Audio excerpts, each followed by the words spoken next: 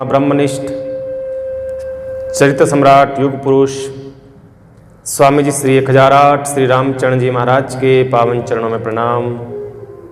भूत भविष्य वर्तमान के सब संतों के चरणों में प्रणाम।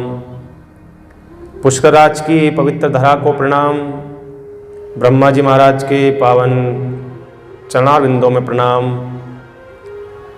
विराजमान सभी राम कथा रस रसानुरागी मुमुक्षुजन माताओं बहनों एवं भाइयों, तारों की तरह टिमटिमाते हुए बालक बालिकाओं एवं सबके हृदय में विराजमान भगवान की झांकी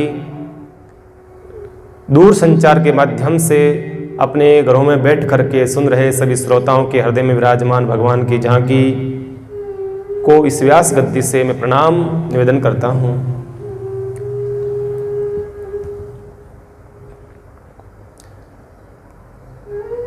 भगवान राम के दिव्य चरित्र में हम प्रवेश कर रहे हैं। आज प्रयास करेंगे भगवत कृपा से भगवान राम के जन्म तक की कथा तक पहुंचे हम, क्योंकि बंधुओं बात कुछ ऐसी हो जाती है, प्रसंग हर एक चौपाई रामचरितमानस की हर एक चौपाई का अर्थ बड़ा गहरा होता है। इसके अंदर उतरते जाओ बड़ा अच्छा लगता है इन चौपाइयों का विस्तार करना, पर समय की बाध्यता है, प्रयास रहता है, बस इस धर्म संकट में हो जाते हैं कि किसको विस्तार करें और किसको सूक्ष्म करें, कौन से प्रसंगों को विस्तार से करना होगा और कौन से को समेटना होगा। मेरा ऐसा मानना है कि इसमें ऐसा कोई प्रसंग नहीं है जिसको सूक्ष्म किया जाए। मानस का हर एक प्रसंग विस्तार से करने में ही आनंद है। ये तो रोजाना की 3 घंटे कथा 1 साल तक चले तब जाकर के कोई प्रसंगों के साथ में समझौता हो सकता है, अन्यथा तो प्रसंगों को समेटना पड़ता है।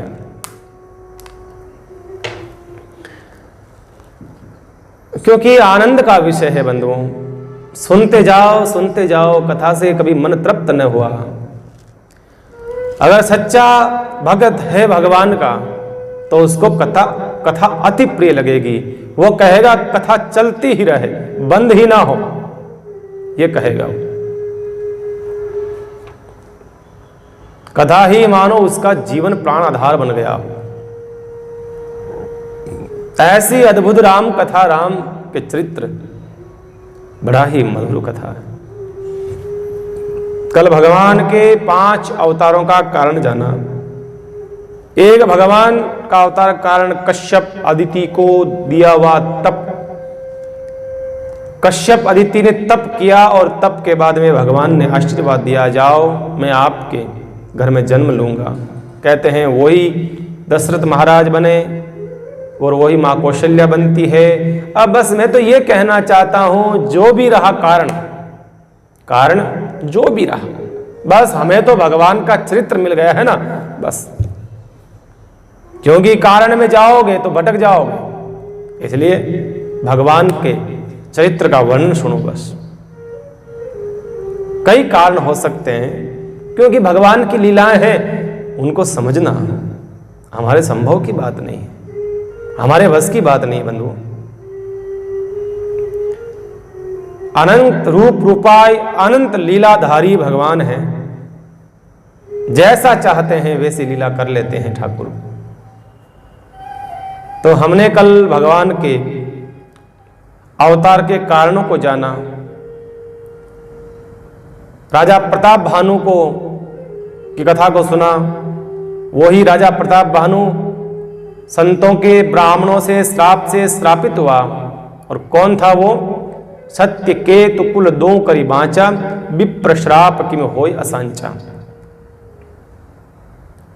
वो दोनों सत्य केतु के पुत्र ब्राह्मणों के श्राप से कभी भी छूट नहीं सकते थे।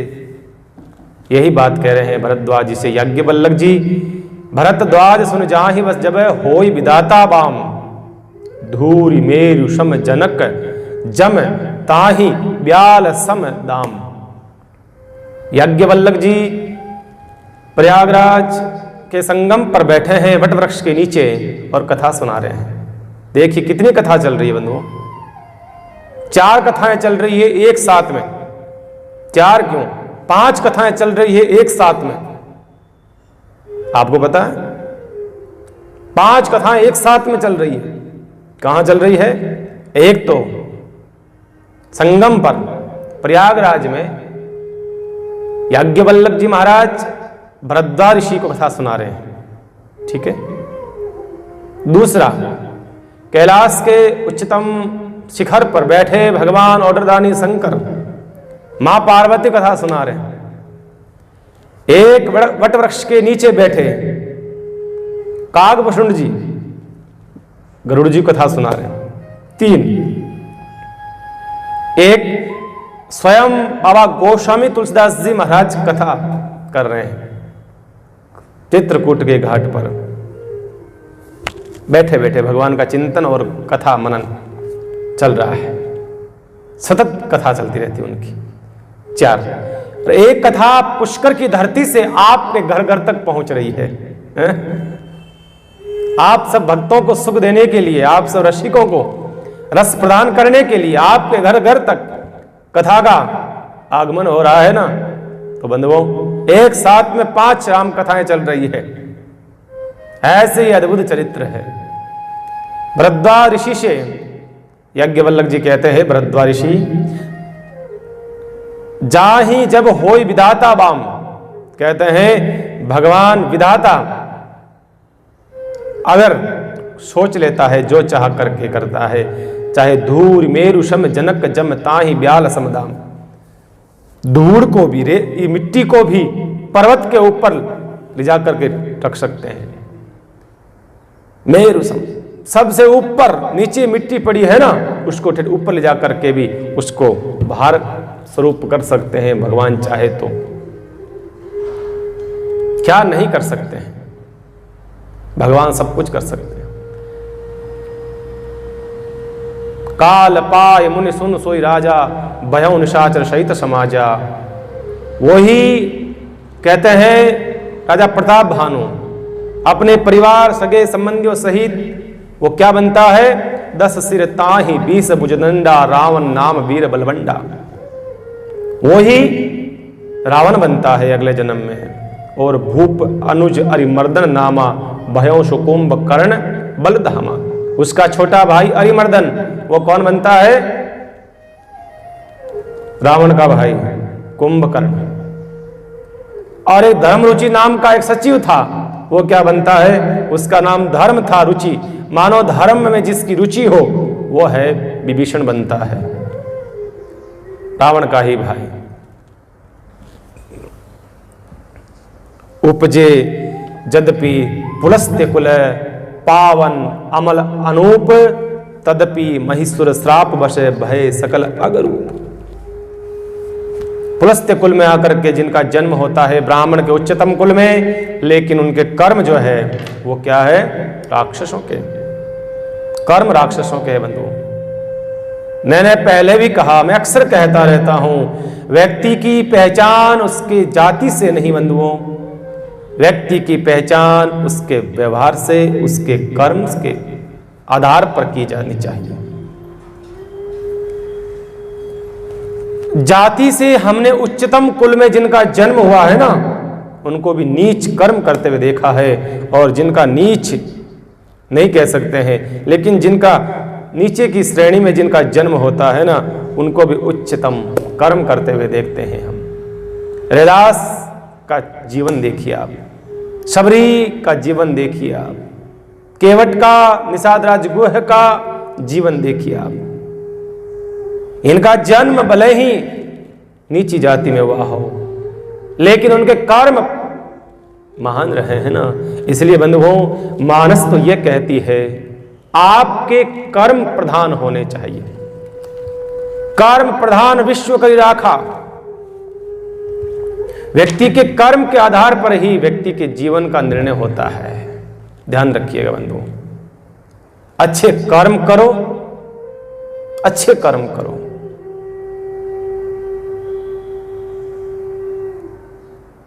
सत्संग में जाओगे तो समझ में आएगा ना, सत्संग में जाओगे तो मालूम चलेगा अच्छे कर्म होते क्या हैं। सत्संग में जाओगे तो आपका विवेक जागृत होगा, विवेक जागृत होगा तो आप सही और गलत का निर्णय लेने में सक्षम हो पाओगे। सत्संग में ही न जाओगे तो फिर आपको कैसे पता चलेगा भाई कि गलत क्या है और सही क्या है। बिना सत्संग विवेक न हो ही। सत्संग के बगैर आपके विवेक की जागृति नहीं हो सकती है, और विवेक की जागृति नहीं होगी तो आपको सही गलत का निर्णय करना आपके बस की बात नहीं, आपके बस की बात नहीं है। और क्या करें, वो तीनों भाइयों ने जैसे ही पुलस्त कुल में जन्म लेते हैं, कीन विविध तप तीनों भाई, परम उग्र नहीं बरने सुजाई।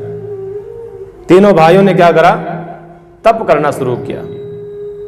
जाकर के ब्रह्मा जी का तप करने लगे। और सबसे पहले रावण ऊंचे पहाड़ों में एक पेड़ पर खड़ा होकर के, सर्दी के अंदर पानी में खड़ा होकर के, बरसात के अंदर एक पेड़ पर खड़ा होकर के, और गर्मी के अंदर अंगारे लगा करके तप करने लगा, ब्रह्मा को खुश करने के लिए। ब्रह्मा जी प्रसन्न हुए। ब्रह्मा जी ने कहा, मांग मांग, क्या चाहिए तुझे भाई रावण। रावण ने कहा, महाराज हमें वरदान चाहिए। बोल क्या चाहिए। कहा, हम काहू के मरही न मारे, मानर बानर मनुज जात दुई बारे। हम किसी के मारने से नहीं मरे बस। और आधी चौपाई में तो अपनी मृत्यु को इसने कंट्रोल में कर दिया, मैं चाहूंगा तब मरूंगा। हम काहू के मरही न मारे, कोई मारना चाहे तो हम मरे नहीं। लेकिन आधी चौपाई में भगवान ने क्या बुलवा दिया, बानर मनुज जाति दुई बारे। और ब्रह्मा जी ने कहा, नहीं भाई मरना तो पड़ेगा। रावण ने कहा, क्यों। नहीं ऐसा तो नहीं हो सकता, मैं तो खुद मरने वाला हूं, मेरी भी उम्र निश्चित है, मैं तेरे को अमर कैसे कर दूं प्यारे हैं। कहा नहीं मरना तो पड़ेगा। कहा ठीक है, आप कह रहे हो तो एक काम करते हैं, बानर और मनुष्य मरूं तो उनके हाथों से मरूं। रावण जानता था कि इनके हाथों से कभी मरने वाला नहीं हूं। मेरे से गंधर्व हैं, मेरे से किन्नर हैं, नाग हैं, देव हैं, वो थर थर कांपते हैं। ये बानर तो हमारा नाश्ता पानी है, इनको तो हम खाते हैं, इन मनुष्यों को तो खाते हैं। ये तो हमारे दाएं हाथ का खेल है, इसको तो फेंक देंगे हम, ये हमें कैसे मार पाएंगे। पर ये ध्यान नहीं बंधुओं, मृत्यु अपना रास्ता स्वयं बना लेती है। मृत्यु को जहां से आना होता है ना, वहां से आ जाती है। मृत्यु तो मृत्यु है, इसको कहां तक रोकोगे आप, कहां तक रोको। आदमी आज मरने से डरता है, मर न जाऊं, मैं मर न जाऊं। अरे बंधु, डरते काहे को। चारों ओर से मरने के रास्ते बंद कर देता है, ऐसा कर दो वैसा कर दो, मरना नहीं चाहिए बस। गाड़ी भी चलाते हैं तो वो एयर बैग निकालने के लिए रख देते हैं कि भाई एयर बैग होना चाहिए गाड़ी के अंदर ताकि मरे नहीं। और जिस दिन मृत्यु आएगी ना प्यारे, उस दिन एयर बैग भी तुम्हारा काम नहीं आएगा, कोई सा भी बैग काम नहीं आएगा उस दिन। तो उस दिन तो यमराज बैग लेकर के आएंगे और आपको उस बैग में लेकर चले जाएंगे, कोई बैग नहीं काम आएगा प्यारे। ध्यान रखना, जिस दिन मृत्यु आएगी ना, उस दिन कुछ भी काम नहीं आएगा। मृत्यु तो मृत्यु है, कहां तक रोकोगे आप मृत्यु, कहां तक। एक वीडियो देखता हूं मैं, वीडियो आता है ऐसे, देखा मैंने कहीं यूट्यूब पर, तो वैज्ञानिकों ने एक शोध करा। क्या शोध करा? वैज्ञानिकों ने ऐसा शोध करा, सोचा एक आदमी मरने वाला है, बस मृत प्राय है, अब मरने ही वाला है। उसको एकदम पैक कर दिया उस आदमी को कांच के अंदर, ठीक है ना, पूरा चारों तरफ से पैक कर दिया उसको। देखते हैं कि आदमी कैसे मरता है। वैज्ञानिक तो वैज्ञानिक है, अपनी नई नई खोज करना चाहते हैं। वो कहा कि इसकी आत्मा कैसे निकलती है, एक भी दरवाजा मत रखो, एक भी रास्ता मत रखो, पूरा बंद कर दो उसको, और उसको ऑक्सीजन के ऊपर जिलाना होगा। बाहर की ऑक्सीजन की जरूरत नहीं पड़े, अंदर ही सिलेंडर रख दिया और उसकी ऑक्सीजन लगा दी। अब देखते हैं कि मरता कैसे है। चारों ओर डॉक्टर खड़े हैं, लेडी डॉक्टर, जेंट्स डॉक्टर खड़े हैं, देख रहे हैं। अब मरे, अब मरे। धीरे धीरे वो लाइनिंग होती है ना, वो सामने क्या कहते हैं उसको, कुछ कहते हैं उनको, वो लाइनिंग धीरे धीरे कम होने लगी। वो टो टो टो टो टो टो करने लगी। वो डॉक्टर ने अब मरने वाला है। और जैसे ही उसकी मृत्यु निकट आई बंधुओं, वो सारा कांच में और बड़े शीशे, मोटे मोटे शीशे में पैक कर रखा था उसके शरीर को। और जैसे उसकी मृत्यु आती है ना, उसकी आत्मा कहते हैं शीशों को तोड़ करके, शीशों को, ये शीशे लगे हुए थे चारों और सबको फोड़ करके आत्मा निकल के चली जाती है। साहब बताइए, ये तो एक किसी ने वीडियो फिल्म के लिए बनाया होगा मेरे हिसाब से, शायद ऐसा तो, या होगा, कुछ भी होगा। एनीवे, मैं ये कहना चाहता हूं कि आप अपनी मृत्यु को कैसे रोकोगे? आप आ जाएगी, चाहे जहां से आएगी, और ले जाएगी आपको निकाल करके आपके शरीर में से यमराज। रावण ने यह सोचा कि मैं मरूं न, चारों ओर से रास्ते बंद कर दिए। महाराज, मरूं तो मैं बांदरों से और मनुष्यों से। उसको पता था कि बांदर तो मेरे से डरते हैं, मनुष्य डरते हैं मेरे से। कहा तथास्तु, जल्दी जा।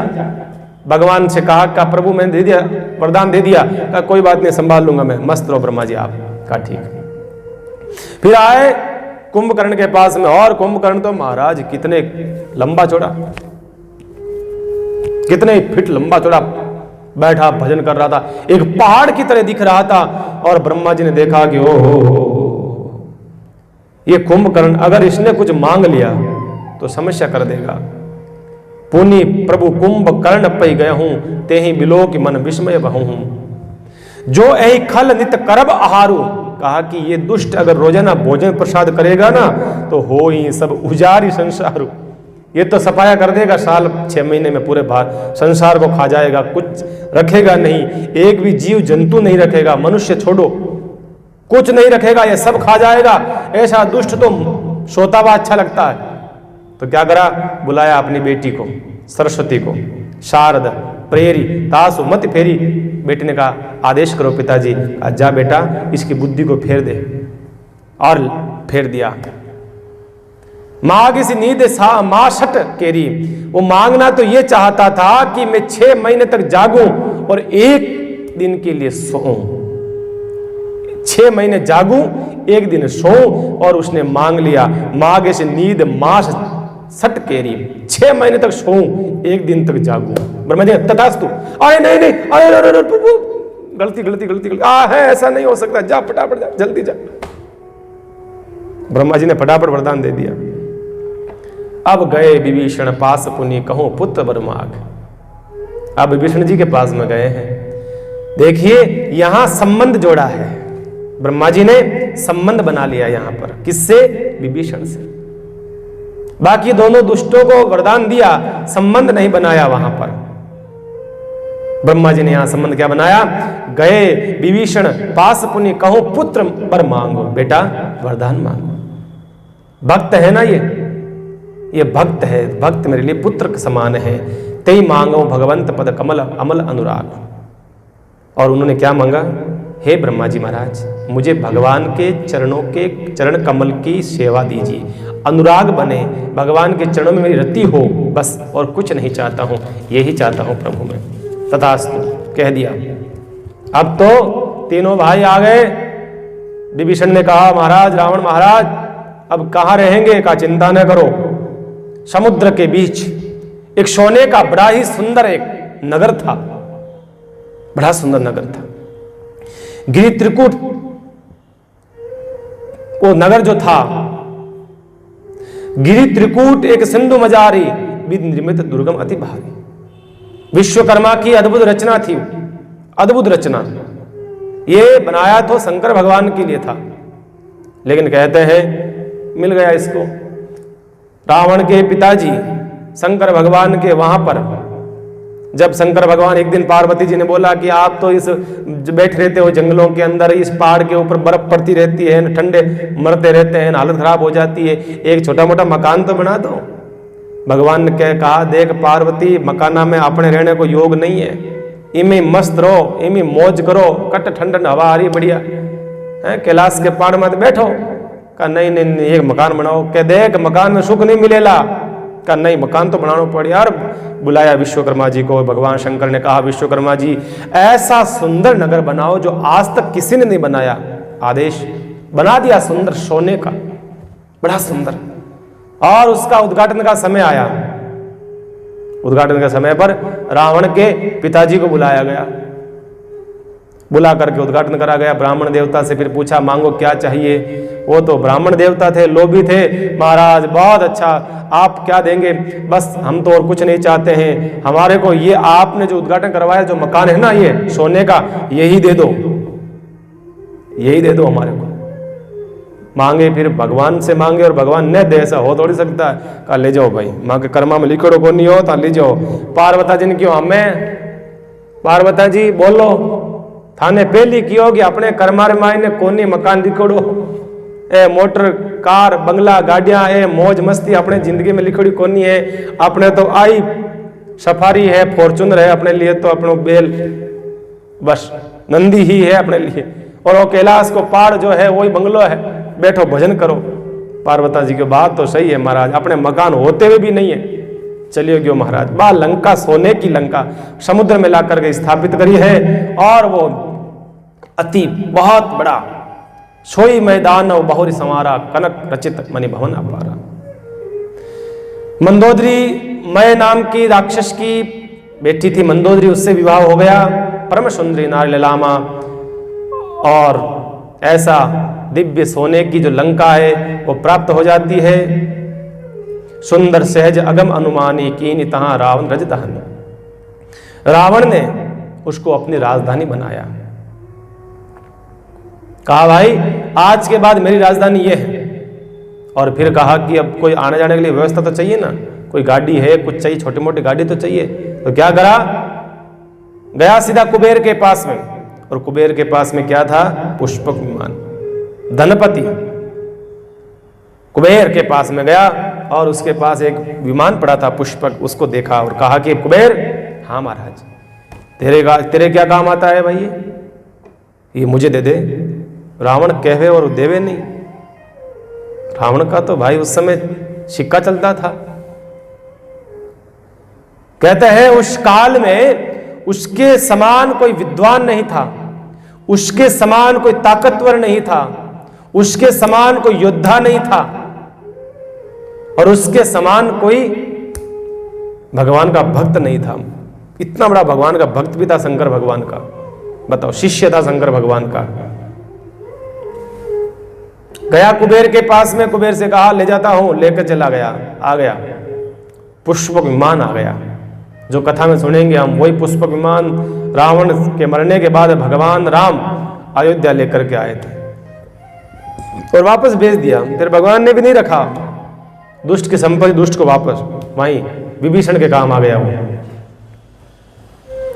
आप तो महाराज रावण का साम्राज्य, साहब क्या बताएं आपको, पूरी धरती पर एक मात्र राजा रावण था बस, और कोई नहीं था बंधु चारों तरफ। और उसका आतंक इतना फैल गया था धरती पर, इतना फैल गया था। चलत दशानन डोलती अवनी, गरजत गर्भ अस्त्र वहीं सूरज अवनी। ऐसा कहते हैं बंधुओं, रावण जब चलता था ना तो धरती हिलती थी, और धरती जब हिलती थी ना तो देवताओं की अन्य स्त्रियां जो होती थी, उन स्त्रियों के जो गर्भ होते थे ना, वो गर्भ नीचे गिर जाते थे। ये पापी जब चलता था धरती हिलती थी, भूकंप आ जाता था। जैसी धरती हिलती थी तो लोग समझ जाते कि दुष्ट आ रहा है, भागो भागो। रावण आवत सुनो सकोहा, देवन तके मेरु गिरि खोहा। क्या करा? रावण से सबसे ज्यादा भय किसको लगता पता है? देवताओं को लगता। बड़ा डर लगता देवताओं को, बड़े डरपोक है। देखिए देवता बढ़िया बुद्धि काम लेते हैं, देवता समझदार बहुत है। डर भी लगता है, दादागिरी भी करते हैं, दोनों काम करते हैं, दादागिरी भी कर लेते हैं, डर भी लगता है, डर लगता है।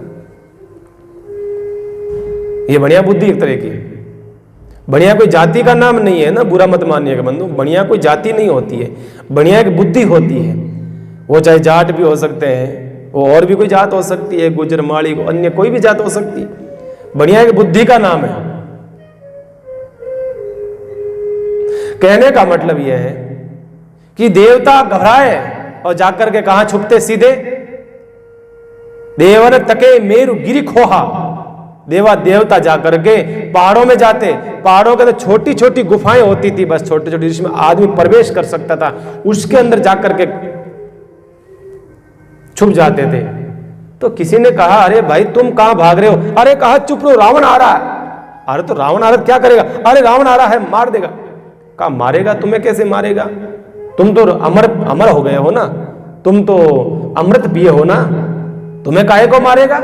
अरे कहा तभी तो समस्या है, मर जाए तो समस्या नहीं है, अब मर नहीं सकते, अमर हो गए हैं, अब वो मारेगा, इतना मारेगा कि फिर पड़े पड़े कराते रहेंगे, पट्टी कराते रहेंगे, दवाई खाते रहेंगे, हाथ पैर तोड़ देगा वो।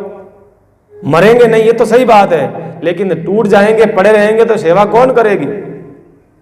इसलिए भाई इससे अच्छा है भागना बढ़िया है। और कहा कि तुम फिर भागो तो ठीक है, लेकिन छोटी छोटी गुफाओं में क्यों भाग रहे हो?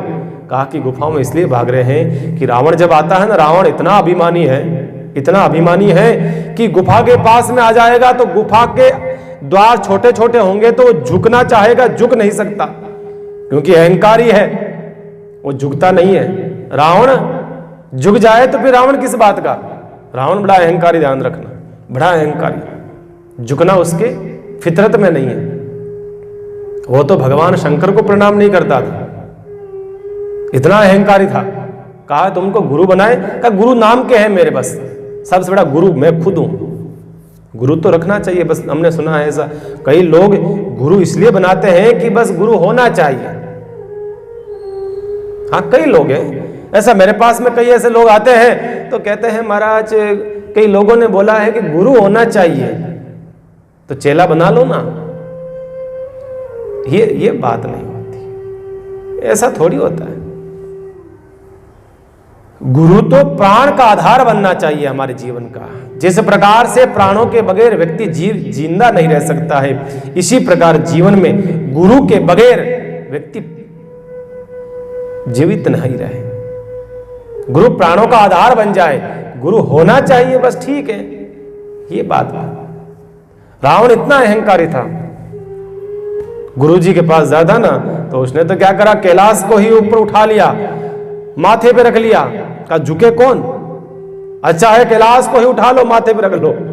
झुकना उसकी फितरत में नहीं था बंधुओं, उठा लिया कैलाश को। इसलिए डरते थे देवता लोग, गंधर्व लोग, सब डरते थे। देव जच्छ गंधर्व नर किन्नर नाग कुमार, जय जीती बरी निज बाहुबल बहु सुंदर बरनार। अपने बाहुबल से देवताओं के स्त्रियों का हरण कर लेता, और देव जच्छ गंधर्व नर किन्नर नाग सारे लोग जो है ना थर थर कांपते। वो जैसे मनुष्य लोग है पृथ्वी जो है, ऐसे ही नाग लोग अलग होता था, किन्नर लोग अलग, गंधर्व लोग अलग, देव लोग अलग, ये सब अलग अलग लोग होते थे। और जहां पर भी रावण जाता ना सब थर थर कांपते थे। साहब इतना बड़ा वो दुष्ट था, पापी था, डरते थे उससे। और जितने देवता थे ना सबको कह दिया तुम्हारी ड्यूटी है यहां, नौकर हो तुम सब। कहते हैं सोने की लंका में सबको नौकरी दे रखी थी, जितने देवता थे, और वहां पे काम करते थे। इंद्र बरसात करता था, जितनी आवश्यकता होती ना उतनी ही बरसात करता था। पवन देव हवा चलाते थे, उसके हवा का काम पवन देव को सौंप रखा था। तो किसी ने कहा जब लंका में आग लगी थी तो उस समय उसके इंद्र का तो समझौता हो रखा था ना, दास था। कहा हाँ तो था तो सा, तो फिर उस समय बरसात क्यों नहीं करी? कहा कि बरसात तो करी, लेकिन फर्क इतना है कि उसने बरसात डीजल और पेट्रोल की करी, केरोसिन की बरसात करी, क्योंकि इंद्र जानता था अब इस दुष्ट की गुलामी से मुक्त होना है अपने को। तो थोड़े दिन बाद वैसे ही भगवान राम आ रहे हैं, इसको मार देंगे फिर हम मस्त हैं। बरसात तो करी उसने, लेकिन उसने केरोसिन की बरसात करी, फटाफट आग लगा दी। पवन देव भी सेवा में होता था, तो कहा कि फिर उसने हवा क्यों नहीं चलाई? कहा चलाई तो थी उस समय पवन 49 मेरु 49 प्रकार की जो पवन थी वो सब भगवान हनुमान जी ने भगवान के पास भेजी, भगवान ने हनुमान जी के पास भेजी थी। वहां वो सेवा में लगी हुई थी। पूछने के भेजे था, पूछने के लिए भगवान के पास हनुमान जी ने, जाओ पूछ के आओ मैं लंका जलाऊं या नहीं जलाऊं। भगवान देखिए, हनुमान जी महाराज भगवान के बगैर पूछे कुछ भी काम नहीं करते थे, हर काम भगवान से पूछ के करते थे। तो लंका जलाने का जब समय आया था ना, तो हनुमान जी ने सोचा मैं किसको भेजूं? अब आग लग चुकी है पूंछ में, अब आग लग चुकी है, अब लंका को जलाना है, और 400 कोस मतलब 1200 किलोमीटर कौन जाएगा कौन आएगा संदेश लेकर के? मोबाइल तो होता नहीं था। 49 प्रकार के जो अति स्पीड होती जिनकी मरुत होते हैं उनको भेजा, जाओ जल्दी जाकर के तुरंत जवाब लेकर के आओ। वो गई और भगवान से पूछा प्रभु ऐसी सी बात है, भगवान का फटाफट कर दो, जाओ। भगवान ने दे दिया निर्णय, भगवान ने झंडी दिखा दी, आ जाओ। जैसे हरी झंडी मिली और आग लग गई। तो कहने का मतलब है जितने भी उनके वहां सेवक लगा रखे थे, इंद्र को, पवन को, ब्रह्मा जी को संभाल रखा था, सचिव बना रखा था, ब्रह्मा जी को भी वहां पे लगा रखा था। बुढ़ो काम करो यहां पर, बुढ़े महाराज ब्रह्मा जी भी वहां काम करने लगे थे। सकल देवता, और मैंने पहले भी कहा 9 ग्रह, ये है ना राहु केतु प्रेष शनिश्चर, ये मंगल, ये सब जो है ना, ये तो थोड़ी बदमाशियां करते थे ना, इसलिए क्या करा रावण ने सबको पकड़ करके ऊंधा लटका दिया था। औंधे मुंह लटका रखा था, कमरे के अंदर बांध दिया, पटक दिया कमरे के अंदर। ये तो हनुमान जी गए थे ना, तब जाकर के इन सबको मुक्त करा था, सबको मुक्त करा था। अग्नि देवता भोजन पकाते थे, उसके रसोई में काम करते थे। पवन देवता झाड़ू निकालते थे, इंद्र देवता पानी भरते थे। जितने देव है सब सेवा करते थे वहां पर। ऐसी स्थिति हो गई थी, सब त्राहिमाम करने लगे। ऐसा वो उस दोस्त ने और क्या करा, ये तो सब ठीक था, लेकिन उसने और पाप ये कर दा कि मां नहीं मातु पिता नहीं देवा, साधु नसन करवाओ सेवा। वो तो संतों को और ब्राह्मणों को नहीं मानता, माता पिता से सेवा करवाता, उनकी आज्ञा नहीं मानता और परेशान करने लगा विप्रों को, संतों को। तो शंकर भगवान कहते हैं, हे भवानी, ऐसे व्यक्ति को पता है क्या कहते हैं? जिनके ये आचरण भवानी ते जानव निश्चर सब प्राणी। ऐसे जो होते हैं ना, ये सब निश्चर कहलाते हैं।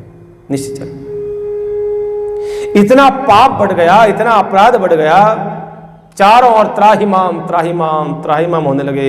हे भगवान, हे प्रभु बचाओ, हे प्रभु बचाओ, चारों ओर लोग त्राहिमाम करने लगे।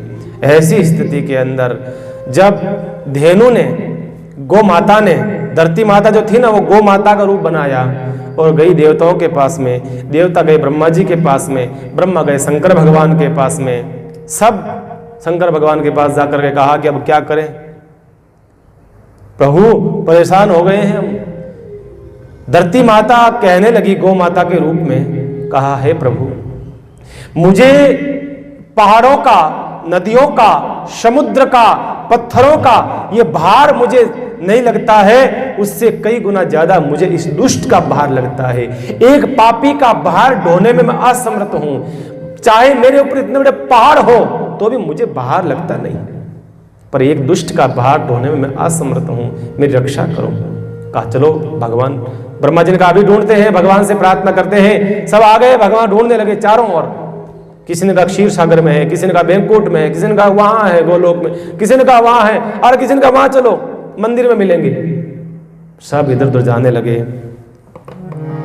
उसी समय शंकर भगवान ने कहा भाई देखो इधर आओ, मैं बताता हूं भगवान कहा कि बताओ। अरे हरि व्यापक सर्वत्र समाना, क्या शब्द लिखे, हरि व्यापक सर्वत्र समाना, प्रेम ते प्रकट होई में जाना, देश काल दिशि विदिश हुमाही, कहूँ सो कहाँ जहाँ प्रभु नाही, हरि व्यापक सर्वत्र समाना। शंकर भगवान कहते हैं तेई समाज गिरजा में रहे हूं, अवसर पाए वचन एक कह हूं। पार्वती उन सब के साथ में मैं भी था। जब सब परेशान हो गए ना तब मैं बोला, मैंने कहा कहाँ जा रहे हो? कहा भगवान को ढूंढने। ढूंढ लिया? कहा नहीं। अरे कहा तो भाई भगवान ढूंढने से मिलता है क्या? भगवान तो प्रतीक्षा करने से मिलता है, भगवान प्रार्थना करने से मिलता है। भगवान ढूंढने का विषय नहीं है, ढूंढी वस्तु को जाती है, भगवान वस्तु नहीं है। भगवान अगम अगोचर है। कहा तुम ढूंढ रहे हो? ब्रह्मा जी स्वयं खड़े थे, इंद्र खड़ा था, सारे देव खड़े थे। आप इतने बड़े बड़े विद्वान, इतने बड़े बड़े देव हैं, आपको यही पता नहीं कि भगवान कहां मिलेगा? गजब है।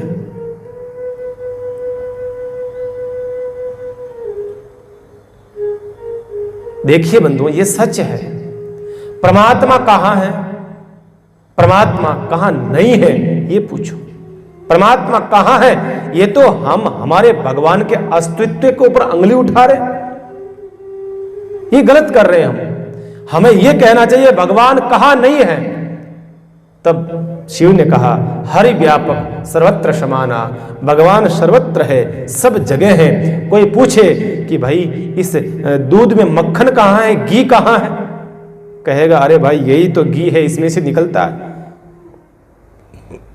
कहने का मतलब यह है बंधु, हरि व्यापक है, सब जगह है, सब जगह है। तो दिखता क्यों नहीं है? दिखता है। क्या दूध में से घी दिखता है? नहीं दिखता है। उसको मेहनत करनी पड़ती है, मंथन करना पड़ता है, परेशान होना पड़ता है, घर्षण करना पड़ता है, तब जाकर के वो घी प्राप्त होता है। इसी प्रकार से हमें भी प्रेम का मंथन करना पड़ेगा।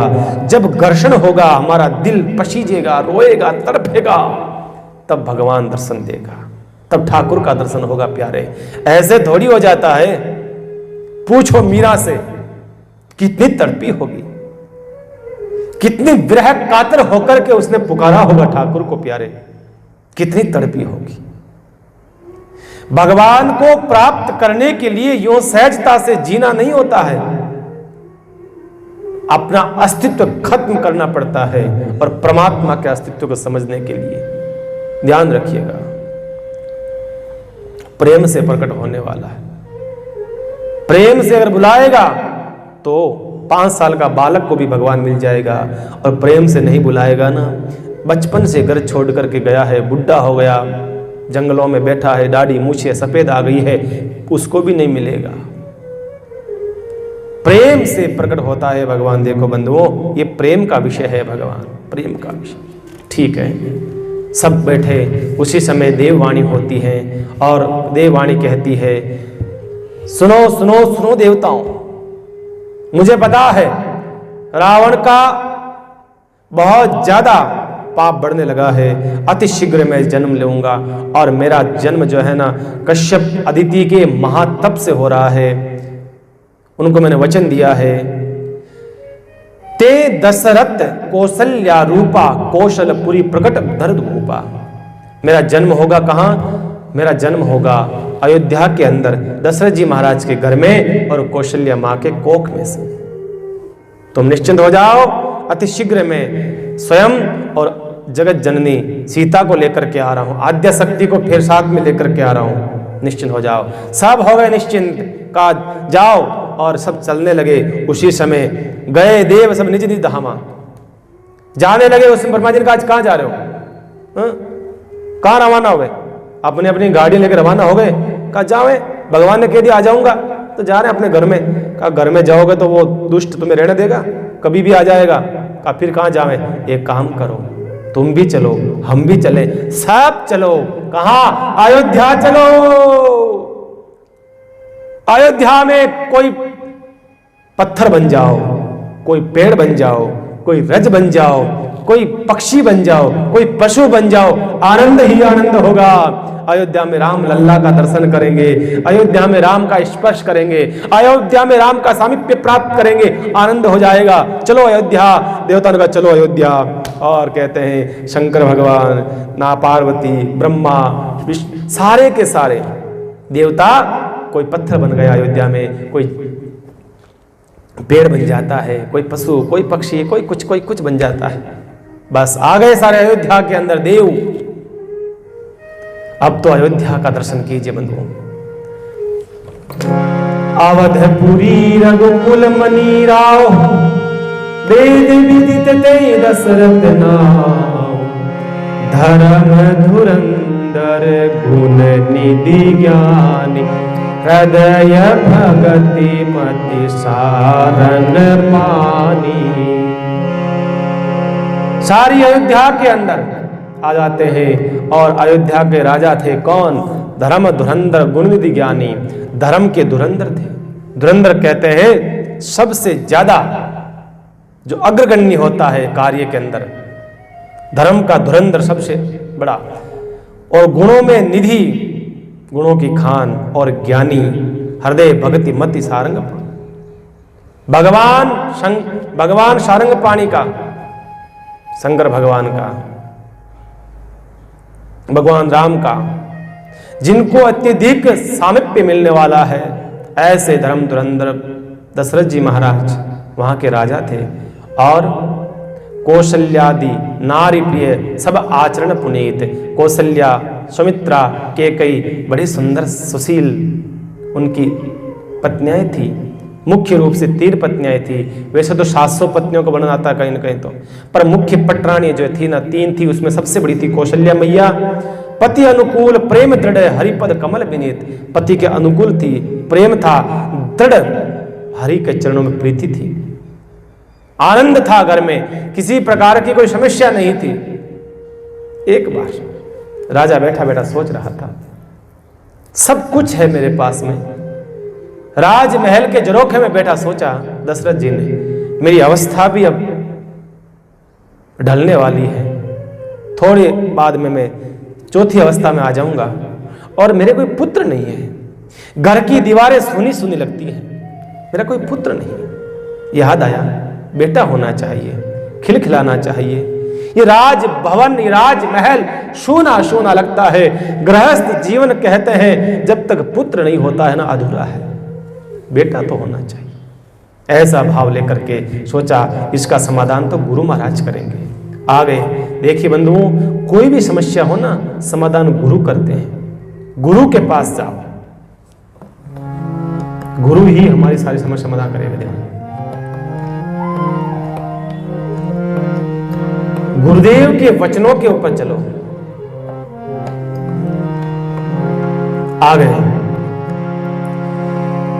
गुरु ग्रह भयहु तुरत महिपाला, चरण लागी करी विनय विशाला। आज आंखों में पानी है, हृदय में भाव है, मुख से गुरु के लिए स्तुति है। इतना बड़ा धरती का राजा दशरथ जी महाराज, और वो आज गुरुदेव के चरणों में गिरे हैं। देखिए आज पुत्र की भी इच्छा हुई है तो गुरुदेव का आशीर्वाद की आवश्यकता पड़ी। क्योंकि गुरुदेव के वचन कभी मिथ्या जाते नहीं हैं।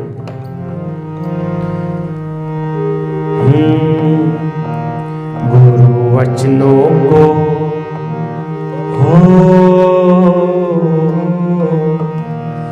गुरु वचनों को रखना संभाल के,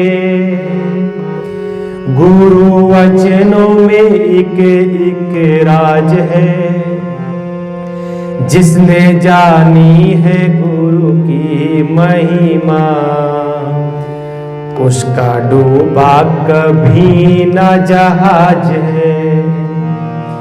गुरु वचनों को रखना संभाल के, गुरु वचनों में एक एक राज है, जिसने जानी है गुरु की महिमा, उसका डूबा कभी न जहाज है।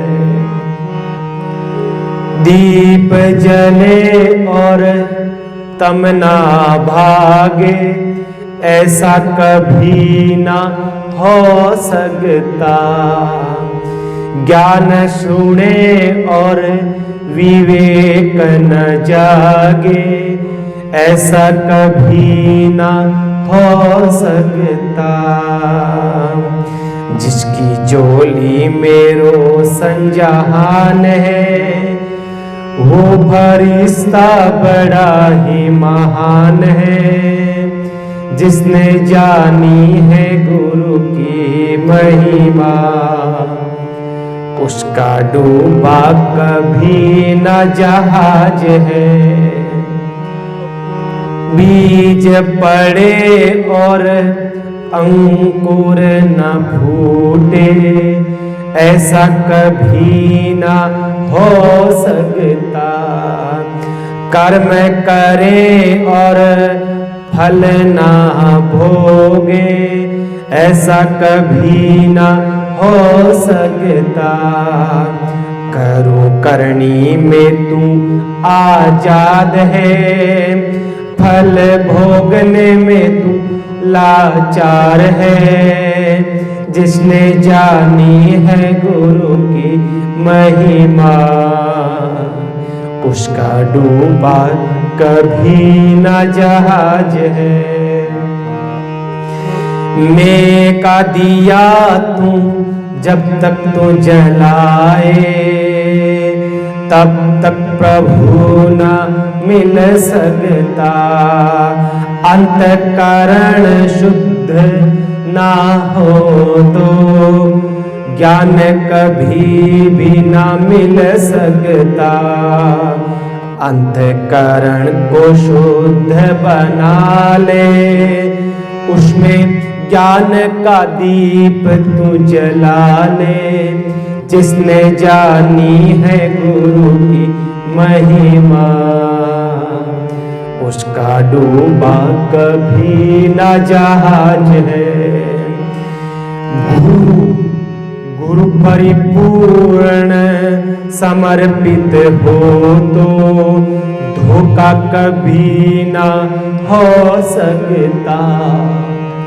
गुरु परिपूर्ण समर्पित हो तो धोखा कभी न हो सकता।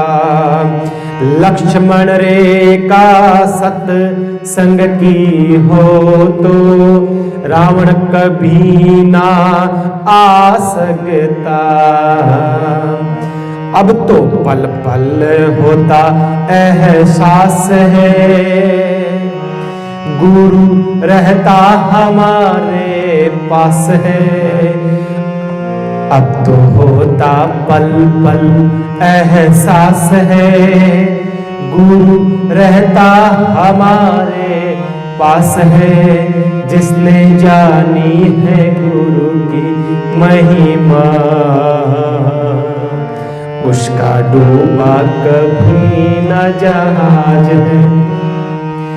गुरु वचनों को रखे न संभाल के, गुरु वचनों में एक एक राज है। जिसने जानी है गुरु की महिमा, उसका डूबा कभी न जहाज है, उसका डूबा कभी न जहाज है, उसका डूबा कभी न जहाज है, जहाज है जहाज है वो जहाज है। जिसने जानी है गुरु की महिमा, उसका डूबा कभी न जहाज है बंधुओं।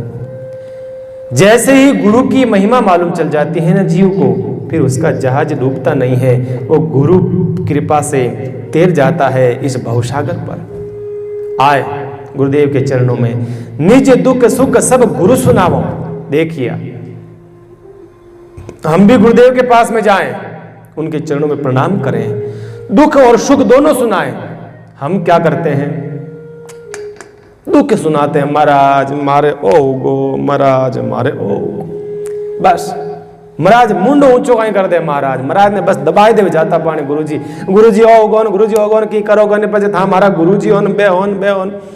गुरु दे के मैं दलाल हूं, गुरु हूं भाई, हूं काई मैं नहीं। आपके जिंदगी के सुख और दुख दोनों कह दीजिए। पहली बात तो दुख कहिए मत, गुरु समझ जाएगा। गुरु समर्थ होगा ना, आपके दुख समझ जाएगा। आप तो बस सुखों को कह दीजिए, ये सुख है गुरुदेव आपकी कृपा से। निज दुख सुख सब गुरु ही सुनाओ, त्रिभुवन विदित भगत बह। कई वशिष्ठ बहुत समझायो गुरुदेव, आपकी कृपा से आनंद है मेरे। पूरा साम्राज्य मेरा सुखद है, सारे लोग मेरा सम्मान करते हैं, मेरा घर परिवार अच्छा है, मेरा पद प्रतिष्ठा अच्छी है, आनंद है महाराज। चुप हो गए। कहा क्या हुआ दशरथ जी, बोलो ना आगे। महाराज एक छोटी सी समस्या है। कहा कि क्या? पुत्र नहीं है महाराज, और जिस घर में पुत्र नहीं होता है ना, वो घर अभागा होता है। कौन महाराज मेरी राजगद्दी को संभालेगा? वशिष्ठ जी ने कहा दशरथ जी, मैं यही तुम्हारे मुख से सुनना चाहता था, यही सुनना चाहता था। आज आपने मन की बात कह दी है ना, आज आपको ब्रह्म की इच्छा हुई है, अब मजा आएगा मुझे, अब आनंद आएगा मुझे देने में। देखिए आप, ब्रह्म को भी गुरु देता है, ध्यान रखना। इतने दिन तक नहीं हुआ, जब गुरु आदेश करेंगे ब्रह्म को, अब आ जाओ, रास्ता साफ है, भक्त का मन निर्मल है, भक्त की बुद्धि शुद्ध है, अब आ जाओ कौशल्या की कोख में, तब ब्रह्म पधारते हैं। कहा चिंता न करें आप, दरहु धीर हो ही सुतचारी। आप एक बेटे की बात कर रहे हैं, आपके 4 बेटे होंगे। त्रिभुवन विदित भगत बयहारी, स्वयं त्रिभुवन सुख देने वाले होंगे, भगवान पधारेंगे। कहा कि फिर क्या करें? श्रृंगी ऋषि को बुलाओ, यज्ञ कराओ। यज्ञ हुआ, श्रृंगी ऋषि आए, आहुति होने लगी। आहुति जैसे यज्ञ पूर्ण होने लगा, उसमें से कहते हैं भगवान प्रकट होते हैं, और प्रकट होकर के उसमें से एक चुरू देते हैं खीर का। कहा वशिष्ठ जी से कहा ये आप राजा को दीजिए, वो रानियों को देंगे, भाग अलग अलग देख करके वो पुत्र होगा इनके द्वारा। और वशिष्ठ जी ने दशरथ जी को दिया, कहा ले जाओ राजमहल निवास में, अपनी रानियों को दे दो, और वहां पर आकर के अर्ध भाग कौशल्य ही देना, उबे भाग आधे कर देना। उसमें से आधा भाग किसको दिया? कौशल्या को दे दिया। पता था ये पटरानी है, इसके गर्भ से ही भगवान का जन्म होगा, इतने तो ज्ञानी थे वो। वशिष्ठ जी का आदेश था ना, दे दिया। आधा भाग था, आधा दे दिया सुमित्रा मैया को, आधा दे दिया कैकेयी को। लेने लगी, जैसे ही तीनों रानियां लेने लगी, उसी समय सुमित्रा प्रसन्न होकर के भाव से आनंद के साथ लेने लगी। उसी समय चील आई, झपट्टा मारा, और उस दोने को उठा के लेके चली गई, और सीधा आंजनेय पर्वत पर जाकर के उस दोने को डाल दिया। सुबह सुबह भगवान का नाम ले रही थी अंजनी माता, सूर्य भगवान को याद कर रही थी, वो दोना माघ अंजनी के हाथ में आके गिरा। सोचा प्रसाद है ये, खीर खाई, उससे हनुमान जी का जन्म होता है। हनुमान जी का जन्म उससे ही होता है, ये उसमें से ही हो रखा है। जैसे सुमित्रा के हाथ से दोना चला गया, सुमित्रा ने कहा है मारो चील लेगी, दोनों के ऊपर कैकेयी कहे अरे बेन तो ढंग से रखना था ना। कौशल्या ने कहा कोई बात नहीं बेन, हम है ना, आप हमारी बहन है। कौशल्या ने, कैकेयी ने अपना आधा आधा भाग सुमित्रा को दिया। सुमित्रा ने कहा बहनों आपने मेरा इतना ख्याल रखा है ना, ध्यान रखना, भगवान करे मेरे गर्भ से 2 बेटे हो, एक कैकेयी के बेटे की सेवा में भेजूं, एक सुमित्रा कौशल्या के बेटे की सेवा में भेज दूंगी। और हकीकत में 2 बेटे होते हैं, शत्रुघ्न और लक्ष्मण। शत्रुघ्न भरत जी की सेवा में जीते थे और लखन जी भगवान राम की सेवा में जीते थे। वचन निभाया कौशुमित्रा ने, भगवान की कृपा हुई और जैसे ही सगर्भा होती है तीनों माताएं, कौशल्या के कई हाथ धरी दीनी सुमित्र ही मन प्रसन्न करी, प्रसन्न होती है, सगर्भा होती है चारों स्त्रियां, चारों तीनों माताएं। और समय आया है बंधुओं, सुंदर समय, सुखद समय आया है। आहा, नौमी तिथि मधुमास पुनीता, शुक्ल पक्ष अभिजीत हरि प्रीता, मध्य दिवस अति शीतल गामा, पावन काल लोक विश्रामा, शीतल मंद सुर विभवाऊं, हर्षित सुर सत्तन मन चाहूं, मंगल भवन अमंगल हारी। आहा, क्या कहना बंधुओं, बड़ा सुंदर सुख समय आता है। नौमी तिथि है, नौमी पूर्ण अंक है बंधुओं, इसलिए नौमी तिथि मनाया। नौमी तिथि मधुमास पुनीता, चैत्र का महीना है, बड़ा सुंदर है। सकल पक्ष, सारे पक्ष, अभिजीत मुहूर्त आया। अभिजीत मुहूर्त कौन सा? 12:15 के बीच में, बड़ा सुंदर समय। मध्य दिवस, ना सर्दी ना गर्मी, शीतल गामा, पावन काल लोक विश्रामा, मंद सुगंध हवा बह रही है, ना सर्दी है ना गर्मी है। लोगों ने भोजन प्रसाद पा करके विश्राम करना शुरू किया। शीतल मंद सुर भी बह रहा हूँ, हर्षित सुर संतन मन चाहूँ। आहा, क्या कहना, शीतल मंद सुगंध हवा बह रही है और माँ सरयू का पानी उमड़ घुमड़ के चल रहा है, समुद्र के अंदर हिलोरे उठ रहे हैं और वनस्पति खुश हो गई, पशु पक्षी प्रसन्न हो जाते हैं, देवता आ गए आकाश मार्ग में, ऋषि मुनि आ गए अपनी कंदराओं को, गुफाओं को छोड़ करके, सारे पक्षी आ जाते हैं दर्शन करने के लिए। अयोध्या की भूमि पर हमारे राम आ रहे हैं, हमारे राम आ रहे हैं, हमारे भगवान आ रहे हैं। देवता फूलों लेकर के आ गए, पुष्कर गए, पुष्कर से फूल लाए, मालाएं लाए, नगारे वालों को बुलाया, आ जाओ, हमारे राम आ रहे हैं, हमारे परमात्मा आ रहे हैं। आज बड़ी प्रसन्न है सारी रानियां, सबसे प्रसन्न है मां सुमित्रा कौशल्या, दशरथ जी महाराज भी प्रसन्न है। सुर समूह विनती करीर पहुंचे निज निज धाम, जग निवास प्रभु प्रकटे अखिल लोक के विश्राम। भगवान से प्रार्थना कर देवता ने, आ जाओ महाराज, आ जाओ जल्दी से, रावण परेशान कर रहा है, जल्दी आ जाओ। भगवान ने कहा ठीक है। भगवान ने पहले पधारे हैं माँ कौशल्या को कोक पवित्र करके, आ जाइए सब गाइए बड़े प्रेम से। आहा, भय प्रकट कृपाला दीन दयाला, कौशल्या हितकारी, हर्षित में तारी, मुनि मन हारी, अद्भुत रूप विचारी, लोचन अभिरामा, तनु घन श्यामा, निज आयुध भुज चारी, भूषण बन माला, नयन विशाला, शोभा सिंधु खराई। ये छंद है भाई, पूरा लंबा चौड़ा छंद है, हम कह नहीं पाएंगे कथा का। आप सब अपने घर में इसका जरूर पाठ करें, पूरा गाएं भगवान के जन्म का। तो यहाँ से ऐसे ही भगवान प्रकट होते हैं, भय प्रकट कृपाला दीन दयाला, कौशल्या हितकारी। भगवान प्रकट हो गए, 4 भुजा और पीछे चक्र घूम रहा है, मुकुट पहना हुआ है और बड़ा विशाल शरीर। कौशल्या ने कहा ये क्या, आप तो बाप बन करके आ गए, बेटा बन करके आने की बात थी।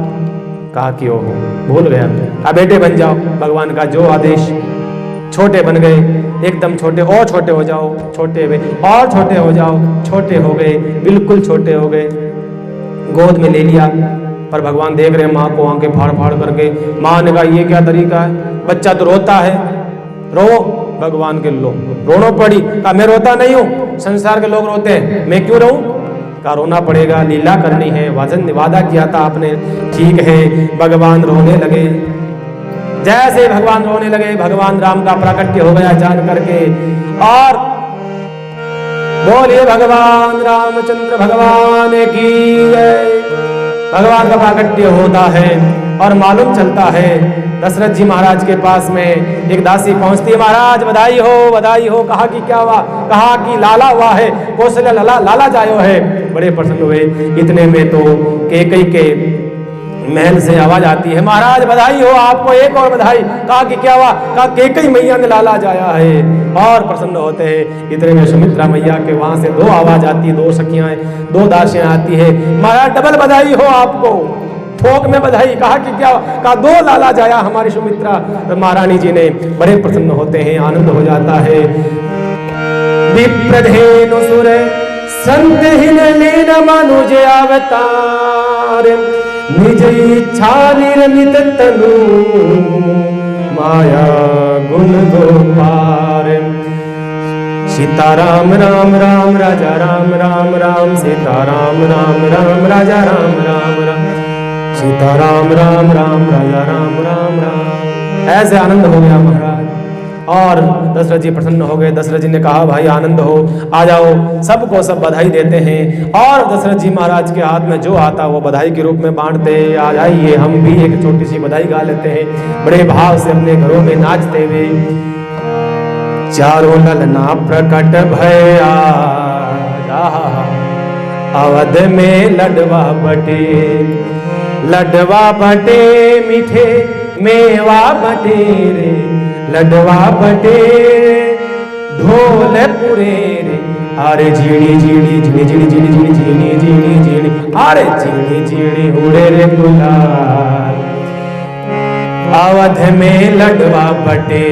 चारों ललना प्रकट भया, अवध में लडवा बटे।